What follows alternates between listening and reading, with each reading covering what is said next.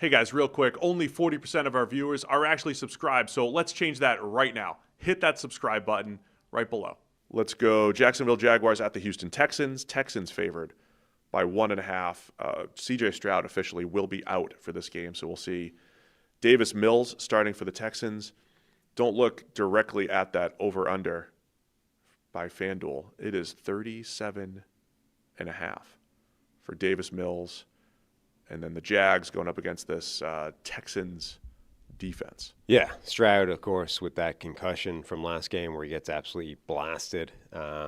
Big hit at the time, keeping him out of this game. Davis Mills comes in. I mean, Davis Mills is a capable backup, a guy that, he's not as good, obviously, as C.J. Stroud, but it's not going to completely transform this game to something that the Houston Texans have no shot at. But classic dynamic every week with Houston is, does the opposition have a formidable enough pass rush that your offensive line can survive? And Jacksonville can bring some heat. I mean, Josh Hines-Allen, they've got players that can cause all kinds of problems. Trayvon Walker back last week, then he got booted from the game for throwing a punch. I think their defense has, as much as I've picked on Trayvon through the years, their defense has looked better when he's been out there. He looked like he was maybe coming into his own and has enough of those plays where he creates some havoc. So I think having him, Eric Armstead, Josh Hines-Allen, having all those guys out there does help Jacksonville's pass rush quite a bit. They've also come back down to earth as far as the turnovers go, right? Remember, they were forcing 3 turnovers per game earlier in the year for the Jags. That was never going to be sustainable, and so their defense has kind of settled in as a middle-of-the-pack type of unit. So there should be some opportunities, I think, for Houston.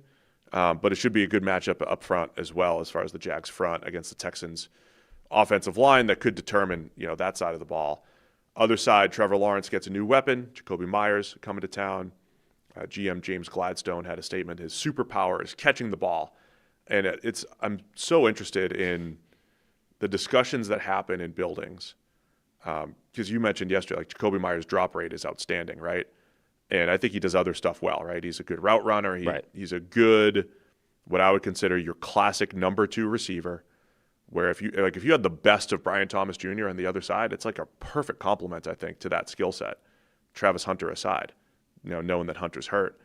I just wonder how much in the building Gladstone and Liam Cohen, they're sitting there like, man, nobody can catch the ball. Just give me anybody who can catch. And they go get Jacoby Meyers for a 4 and a 6. Yeah, I mean, we kind of joked about it a bit, but it does appear to be a significant part of the reasoning of why they went and got him.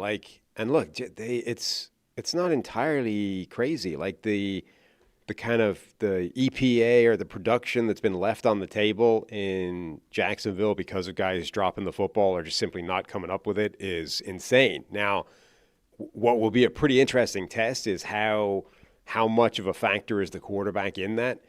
People like to think of drop rate as a completely independent data point from the guy throwing the football, and I don't think it is. I'm not saying quarterbacks cause drops necessarily, but I think they definitely contribute to them. So you've got this guy right now, superpower, says GM, is that he doesn't drop the football. Does that still hold with a guy who appears to at least contribute or to an accelerated drop rate from his receivers on a fairly consistent basis? That'll be a pretty interesting case study to monitor. But yeah, and because of that, right, you've got this guy that doesn't drop the football. You have supreme confidence in him. Like, does he just get a ton of targets right off the bat? Does he become a huge part of this offense because they have confidence that he just doesn't drop the ball? That's a really good question there, because I think he might. One of our 33rd team, from our 33rd team research packet is the phrase I'm looking for here. The Jags are averaging 8.4 yards per play throwing against man. That's 6th in the NFL. They're only at 5.1 yards per play against zone. That's 25th in the NFL. So if you think about against zone, like Jacoby Meyers is a zone beater, right? Understands where to be, right? Gets open, catches the ball. Now, does he understand where to be with 1 week in the offense? Sure. Where Jacoby's played in Josh McDaniels' offense and pretty much just Josh McDaniels' offense, whatever they ran, who they have last year. Similar? Was it a similar offense? I can't remember. And then Chip Kelly Like so is this his first time in like the true West Coast offense? It might be. I don't have everything off the top of my head here. I guess my point is, on paper, Jacoby Meyers is a great zone beater against a zone-heavy team in the Texans who have great corners. But, can they be on the same page that quickly? Because I like the way you phrased it. You asked the question, would you target him a ton? They've had games where they've just fed Parker Washington. Yeah. And so, look, I think Washington's still going to be a big part of this offense. But if they can get Myers up to speed, I think they do feed him the ball. The way their targets are distributed this year, it's almost like that's what they're looking for. Like we're just trying to find the guy that consistently catches the football, and he's going to get the ball most. Like it's almost like that's their priority as a target share decision making flow chart. Brian Thomas Jr. not particularly reliable when it comes to catching the football, so we're not going to give him that many targets. Travis Hunter's job was getting scaled up because Travis Hunter's got good hands. Right. I mean, I honestly wonder if they're thinking about it not quite that simplistically, but that's a big variable in what they're doing. And then from a Trevor Lawrence perspective, it's, again, find whichever numbers you want to tell the story. I see the numbers out there. Most, EPA, lost on drops, and drop rate. And Trevor Lawrence is near the top in all of those things. And I also don't think he's playing great, right? You have last week where he has this awful end zone interception early, and then he throws an absolute dime deep out, 16 yards along the sideline right on his receiver's hands where the receiver doesn't even have separation. And it's like, when I use the phrase big-time throw, I describe that as like creating a big play that might not even be there, right? That shouldn't even be there. That's what that deep comeback was last week that Trevor Lawrence threw, a deep comeback, like a big play that shouldn't even have been there, but the throw was so good. So he keeps going back and forth between throwing those beautiful throws that create explosives or create big plays versus, some inaccuracy and boneheaded decisions. And then against a really tough Texans defense.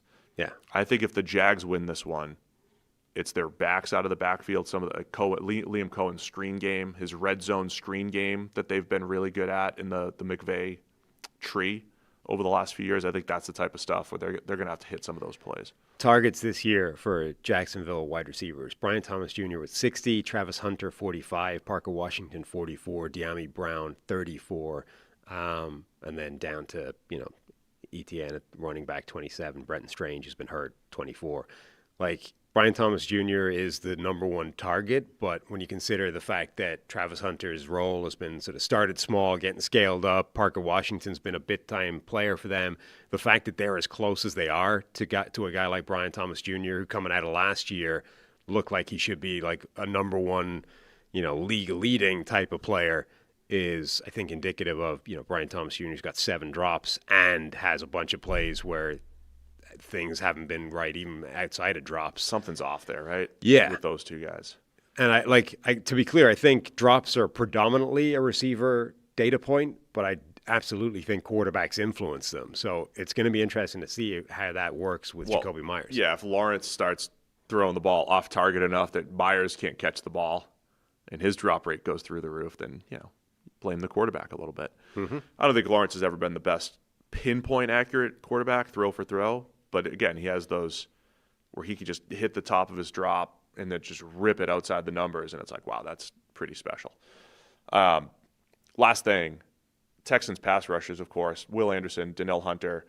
I think the Jags have done a pretty good job in pass pro overall, but if they could just speed Trevor Lawrence up a little bit, even if they're not getting pressure, just the threat of having them, I'm interested to see how Lawrence handles that, because they speed up quarterbacks. Yeah. That's like another factor. Like if you looked at the hard data against the Texans, they have a low completion percentage on downfield passes the last 2 years. But how many times have we looked at it and been like, these dudes are wide open? But it's like as a team defense, it's because they speed up quarterbacks and the internal clock's quicker. Lawrence missed a bunch last year against the Texans down the field. Like, you have to hit some of those and not be sped up, because sometimes it happens when there's not even pressure. Yeah, their defense was so impressive last week against Denver. Now, again, there were throws to be made, and Bo Nix made a couple of them and left a couple on the table. But that's part of what that defense is able to do. Like, they do force you into the sort of, As much as guys being open down the field is a bad thing for a defense, those are inherently lower percentage plays. There's this, there's a tension between you don't want to give up explosive plays. Like that's what defense has been so focused on the last few years is limiting explosive plays. On the other hand, those explosive plays are inherently low percentage. So there's one way where you kind of want to be funneling teams towards that because, they don't hit very many of those. But the problem is if you do that and they do hit them, you're in trouble.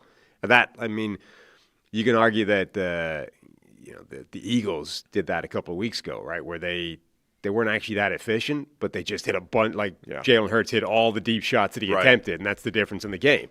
That's a good point. I think that might be it. Like Trevor's got to hit a couple of those opportunities, and I think the screen game with Liam Cohen and what they've done. All right, Texans by 1.5 over under 37.5. Where are you going to go?